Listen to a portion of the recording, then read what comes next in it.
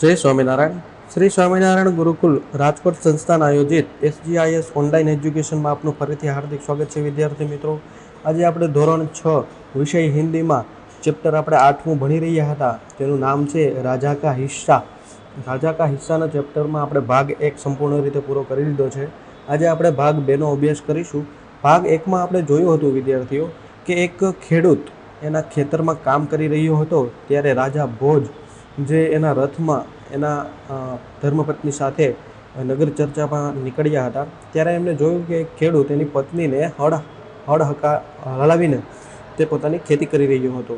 ત્યાં જઈને એને વાત કરી ખેડૂતને કે ખેડૂત આ અત્યાચાર કેવો કરી રહ્યો છે, કેમ તારી પત્નીને તું હળમાં આવી રીતે જોતરાવે છે, તારે આવો અત્યાચાર ન કરવો જોઈએ। ત્યારે ખેડૂતે એમ કીધું હતું કે સાહેબ, મારી પાસે બળદ નથી, એક બળદ મરી ગયેલો છે, અત્યારે હાજરમાં ન હોવાથી મારી પત્નીને આવી રીતે આ કામ કરવા દઉં છું।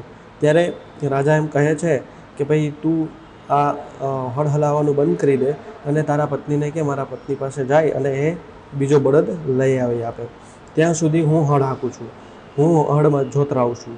તો આ વાત અહીંયા સુધી આપણે ભાગ 1માં ભણી ચૂક્યા હતા। આજે આપણે ભાગ 2માં જોઈશું કે એ ખેડૂત આગળ શું કરે છે અને ખેડૂતને એ પણ ખ્યાલ નથી કે એ આ એક રાજા છે, એના રાજ્યનો રાજા છે, એ આ ખેડૂતને ખબર નથી।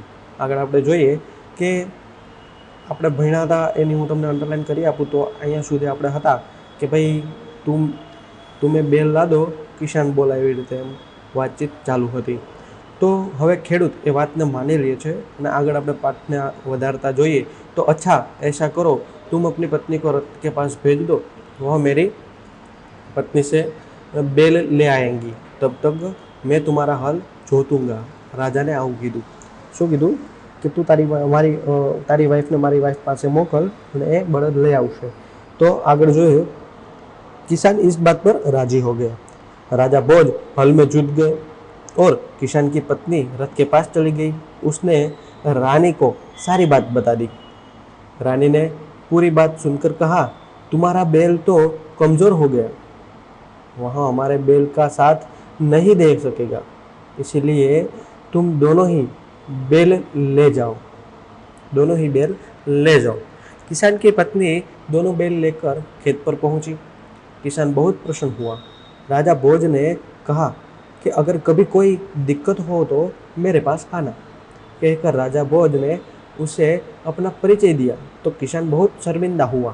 શું કીધું વિદ્યાર્થીઓ કે ખેડૂતે આ વાત માની લીધી અને રાજા ભોજ હળમાં જોતરાઈ ગયા અને ખેડૂતની પત્ની રથ પાસે ચાલી ગઈ। તેણે રાણીને બધી વાત કરી। પૂરી વાત સાંભળી રાણીએ કહ્યું એની ખેડૂતની ધર્મપત્નીને કે તારો બળદ તો નિર્બળ હશે, તે અમારા બળદની સાથે નહીં ચાલી શકે, તે માટે તું બંને બળદ લઈ જા।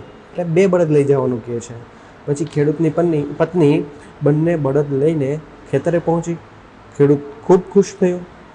ભોજ રાજાએ કહ્યું, જો ક્યારેય કોઈ તકલીફ હોય ત્યારે મારી પાસે આવજે, એમ કહીને ભોજ રાજાએ પોતાનો પરિચય આપી દીધો।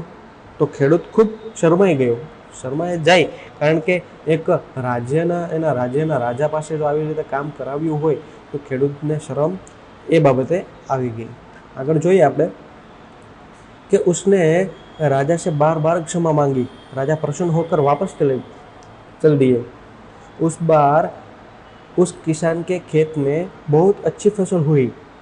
उसके आश्चर्य का ठिकाना न रहा जब उसने देखा कि खेत के जितने हिस्सों को राजा भोज ने जोता था उसमें मोती उगे थे, बाकी के हिस्से में उम्दा किस्म के गेहूँ उगे थे। ઉમદા કિસ્મ કે ગેહું એટલે કે સારી ક્વોલિટીવાળા ઘઉં ઉગ્યા હતા। શું કહે છે આપણે જોઈએ આપણે, તેણે વારંવાર રાજા પાસે આ માફી માંગી। રાજા પ્રસન્ન થઈને ચાલ્યા ગયા। તે વખતે ખેતરમાં ખૂબ સારો પાક થયો। ખેતરમાં જેટલા ભાગમાં રાજા ભોજે હળ ખેડ્યું હતું તેમાં તો મોતી ઉગ્યા હતા। તે જોઈને ખેડૂત આશ્ચર્યનો પાર ન રહ્યો ખેડૂતને, અને બાકીના ભાગમાં ઉમદા પ્રકારના ઘઉં ઉગ્યા હતા એવું કીધું। કિસાન બહુ પ્રસન્ન હુઆ। આપણે આ ચેપ્ટરને આગળ જોઈએ તો किसान बहुत प्रसन्न हुआ। किसान ने सारे मोती इकट्ठे किए और राजा भोज के पास पहुंचा। उसने सारे मोती राजा भोज के चरणों में रख दिए और राजा को सारा किस्सा कहकर सुनाया। શું કહે છે કે ખેડૂત ખૂબ જ પ્રસન્ન થયો અને ખેડૂતે બધા મોતી એકઠા કર્યા. તેને ભોજ રાજા પાસે ગયો.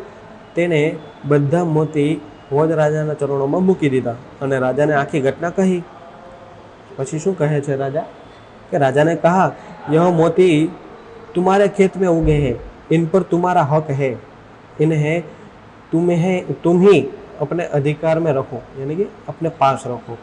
नहीं महाराज, यह आपके परिश्रम का प्रताप है, इसीलिए मैं इन्हें नहीं ले जाऊंगा. मेरी प्रार्थना है कि आप इन्हें राजकोष में जमा कर ले और गरीबों की भलाई के लिए काम में दे. किसान ने प्रार्थना की. किसान की बात सुनकर राजा बहुत प्रसन्न हुए और उन्होंने मोती स्वीकार कर लिए. શું કહે છે વિદ્યાર્થીઓ? રાજા એમ બોલે છે કે આ મોતી તારા ખેતરમાં ઉગ્યા છે, એના પર તારો અધિકાર છે અને તું જ રાખ. ના મહારાજ, આ આપના પરિશ્રમનો પ્રતાપ છે, આથી હું નહીં લઉં.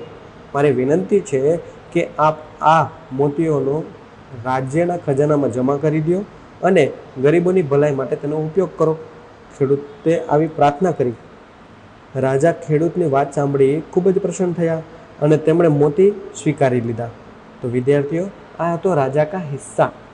આ પાઠનું શીર્ષક તમે જુઓ, આ વાર્તાનું ચિત્રપાઠના વાર્તાનું એવું શીર્ષક રાખવામાં આવેલું છે કે રાજાએ જેટલું ખેતર ખેડ્યું હતું એમાં એ મોતી ઉગ્યા હતા અને એટલો ભાગ જે રાજાનો ગણાય તો એ રાજાને દેવા માટે ખેડૂત એના મહેલ પહોંચી ગયા હતા. તો આ રીતે આ પાઠનું શીર્ષક યથાર્થ રીતે અહીંયા સાબિત થાય છે. રાજા કા હિસ્સાનો પાઠ આપણે અહીંયા સંપૂર્ણ રીતે પૂરો પણ થાય છે. પ્રજાવત્સલ એટલે કે પ્રજાપ્રેમી, સ્વયં એટલે ખુદ, એટલે તમે પોતે, એમ સ્વયં, યથાસંભવ યાની કે જે સંભવ હોય એ, ભ્રમણ એટલે કે ગુમના એટલે કે ફરવું, અત્યાચાર એટલે કે જુલ્મ, પુનઃ એટલે કે ફિરસે, દુબારા, થકાવટ યાની કે થકના, કમજોર છે તો નિર્બલ અને અશક્ત, અને દિક્કત એટલે કે બાધા અને પરેશાની, ઉમદા કિસ્મા એટલે કે ઉત્તમ પ્રકારનું ક્વોલિટીવાળી. તો વિદ્યાર્થીઓ, મેં તમને આની પહેલાં તમને સ્વાધ્યાય લખવા આપ્યું હતું, તો આ વખતે હું તમને અભ્યાસ લખવા આપું છું. આપણે ભાગ 1માં વાત કરી એમ કે જ્યારે પણ ભાગ 1 અને 2માં પાઠનું નિવારણ આવ્યું હોય તો 2 પાઠ શાંતિથી સાંભળી સમજી આખો પાઠ સંપૂર્ણ રીતે સમજાઈ જાય પછી જ તમારે સ્વાધ્યાય અને અભ્યાસના પ્રશ્નો લખી અને મને વોટ્સઅપના પર્સનલમાં PDF દ્વારા તમારે હોમવર્ક મોકલવાનું રહેશે. જોકે દરેક વિદ્યાર્થીઓને આવી રીતે હું દરેક વિડીયોમાં કહું છું, પણ મોટાભાગે ખૂબ જ ઓછા વિદ્યાર્થીઓ મોકલે છે. તો મહેરબાની કરી હોમવર્ક મોકલવું અને એ હોમવર્કમાં કોઈ પણ કંઈ પ્રશ્ન હોય તો મારી હારે વોટ્સઅપ દ્વારા અથવા તો ફોન કરીને ચર્ચા કરવી. તો આ પાઠ અહીંયા સંપૂર્ણ રીતે પૂરો કરી અને હવે હું તમને આ ચેપ્ટર અહીંયા પૂરું કરીએ.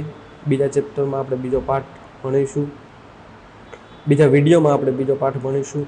સ્વાધ્યાય અને અભ્યાસના ખાલી પ્રશ્નોના જવાબ જ કરવાના છે. આ પઢીએ ઓર ચર્ચા કીજીએ આ પ્રશ્ન તમારે કાંઈ લખવાનો નથી આવતો, કારણ કે આ પ્રશ્નને મારે તમને વ્યાકરણમાં હું લેવાનો છું ત્યારે હું તમને હોમવર્કમાં આપીશ. તો સ્વાધ્યાય અને અભ્યાસના ખાલી પ્રશ્નોના જવાબ જે પાઠમાંથી આપણને મળે છે એ જ તમારે લખવાના છે. તો અહીંયા છે જોડકું આપેલું છે, મુહાવરે અને અર્થ, તો એ પણ તમારાથી થઈ શકે એવું છે, એટલે તમારે એ કરી નાખવાનું રહેશે. ત્યાં સુધી આપણે જય સ્વામિનારાયણ વિદ્યાર્થી મિત્રો. બીજા વિડીયોમાં આપણે બીજો પાઠ ભણીશું. જય સ્વામિનારાયણ.